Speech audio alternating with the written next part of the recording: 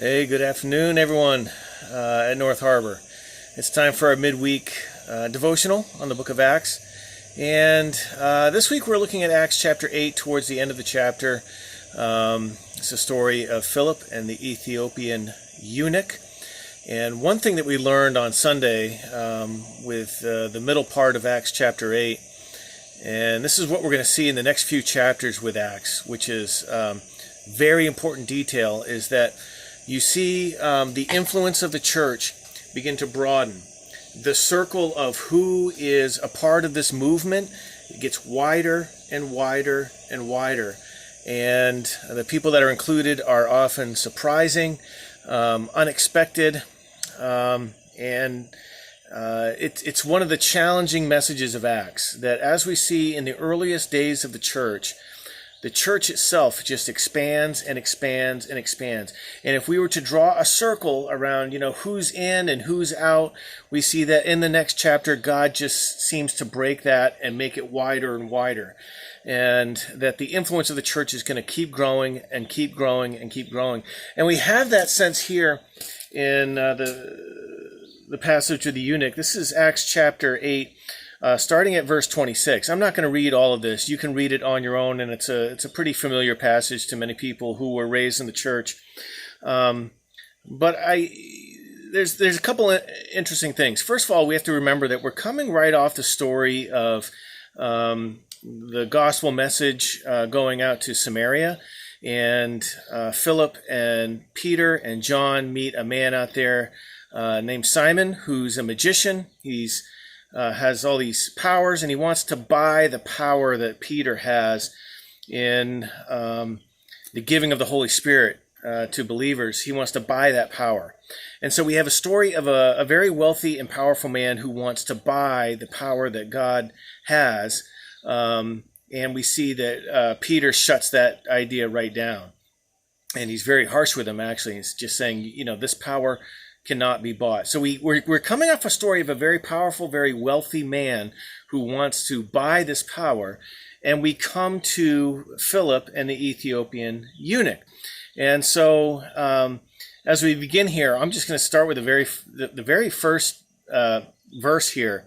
It says, "As for Philip, an angel of the Lord said to him, 'Go south,'" or a lot of versions read "go at noon." A lot of commentators think that what he's saying here is "go at noon," in the middle of the day, down the desert road that runs from Jerusalem to Gaza. Now, I've been in that area years ago, about 20 years ago, and it is not a place you want to be at noontime. And so right from the start, this is strange. It's just a little bit of a little something that the Bible puts in there, a little Easter egg for us to research a little bit. But it shows us the character of God.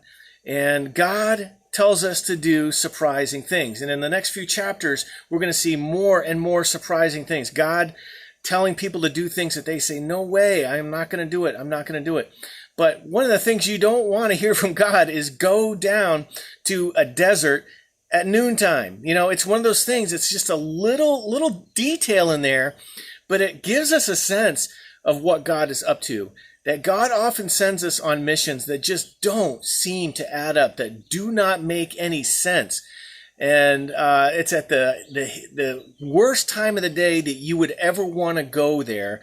And Philip goes. He's obedient. And there's something to be learned in that when God asks us to do crazy things that don't seem to add up, our response, we're going to see this in the coming chapters actually, our response is to try to inform God, just try to let God know, that's probably not a good idea. You probably don't know what's going on here, God, but I just want to let you know that going down a desert road at noontime is probably not the wisest thing to do.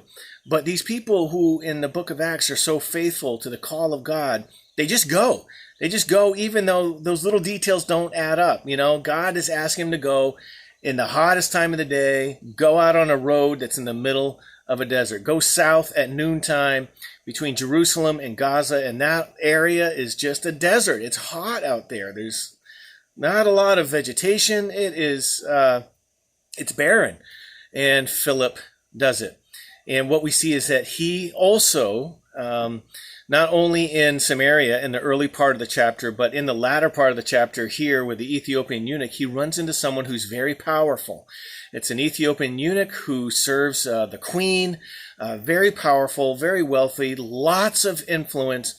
And this person is reading the book of Isaiah. And so right on the tails of this story, with someone that has so much power and wants to just sort of buy this power that God has, and doesn't really understand that, this isn't something you can buy. You can't just, lay down some cash for it. And it's sort of an absurd. And after that story, you have this feeling that, wealthy people just don't get it. But then you have this story where Philip follows the words of the angel, goes out in this desert in the middle of noontime, a crazy thing to do. And what he meets and who he meets is someone who's very powerful, lots of influence, and a heart that, even though they have this wealth and power and influence, a heart that is open to hearing from God. As he gets there, the Ethiopian is reading from the book of Isaiah, and Philip says, yeah, let me talk to you about that passage. This is referring to Jesus, the suffering servant, and this person accepts the message about Jesus, gets baptized. And so unlike the previous story in Samaria with Simon, we have a contrast here with the Ethiopian eunuch. And it all comes about because Philip is willing to go to that desert at noon, in the heat of the day, and willing to follow God.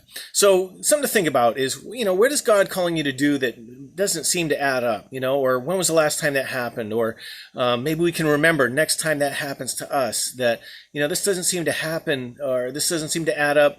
And we have this reaction where we want to inform God that, maybe God, it's not the best way to do this. And maybe we just need to learn to follow, because this God's influence is bigger than we thought. And that's what we see in the book of Acts over and over and over again, that God's influence is growing, that as soon as we think we got it figured out, it's bigger than that. And as soon as we got that figured out, it's bigger than that. And as soon as we wrap our minds around that, it's bigger than that.